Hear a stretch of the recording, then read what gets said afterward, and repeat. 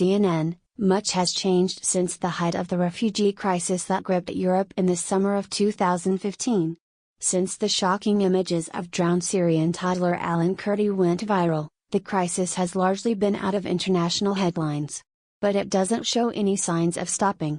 Since 2015, Europe has scrambled to cope with the arrival of around 1.5 million people by sea. In an effort to stem this flow, many European countries have tightened their policies and borders.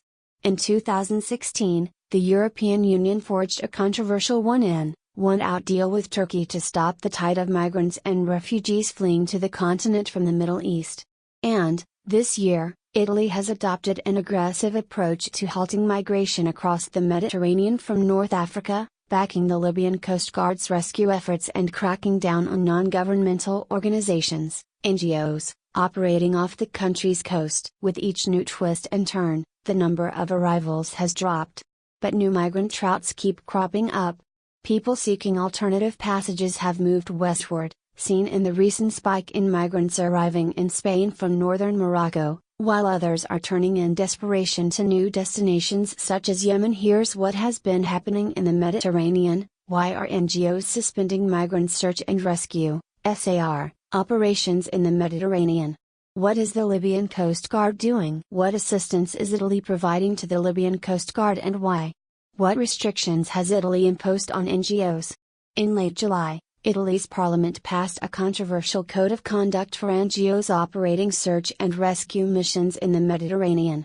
Among the measures are: ban on entering Libyan waters except in situations of grave or imminent danger, ban on phone calls to help migrant departures, ban on transferring rescued migrants to other vessels, commitment to allow armed police onto vessels to monitor activities. 3 of the 8 humanitarian groups operating in the Mediterranean agreed to the terms, while Doctors Without Borders refused to sign, saying it could increase deaths at sea. The mayor of Catania, Italy, told CNN that he believes the code of conduct is behind the recent drop in migrant arrivals there. Critics say it is too early to tell. What is happening to migrant arrivals in Italy? How is that affecting migrant arrivals elsewhere? The UN says over 9,000 migrants have arrived in Spain so far this year, most of those in the past 2 months.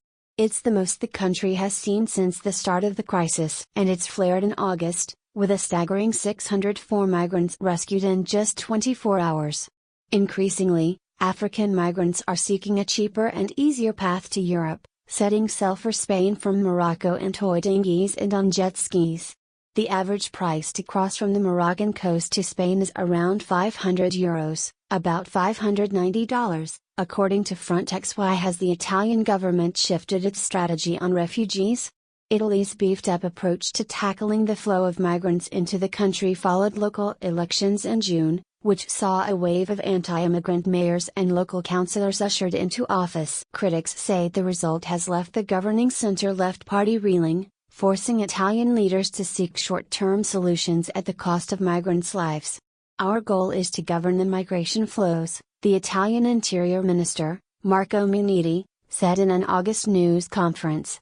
A big democracy, a big country, doesn't endure migration's flow, but tries to govern them. What is happening to migrants intercepted by the Libyan Coast Guard? What is the EU's strategy to address the refugee crisis, and how has it changed? Since the height of the crisis in 2015, governments across Europe have sought to fortify their country's borders. In February 2017, EU leaders outlined plans to stem the flow of migrants traveling across the Mediterranean from Libya to Italy, and boost the ability of the EU to send people back. What about the anti-immigrant patrols in the Mediterranean? An anti-immigrant vessel has underlined just how fraught the debate on refugees has become in Europe. The Defend Europe group deployed its Sea Star vessel to the Mediterranean this summer, vowing to stop the invasion of refugees attempting to sail to Europe.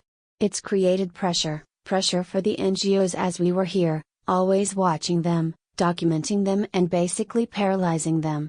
We've seen it, I think during our operation time, the whole thing has turned against the NGOs. They've lost most public support, many have given up, Martin Sellner, one of the group's leaders told CNN. We came and they went, so definitely a success. Though the Sea Star has been allowed to continue operating in Libya's SAR zone, The Libyan Navy's Qassem told CNN that the Coast Guard would not work them directly. They combat immigration through a spiteful, racist standpoint, Qassem said.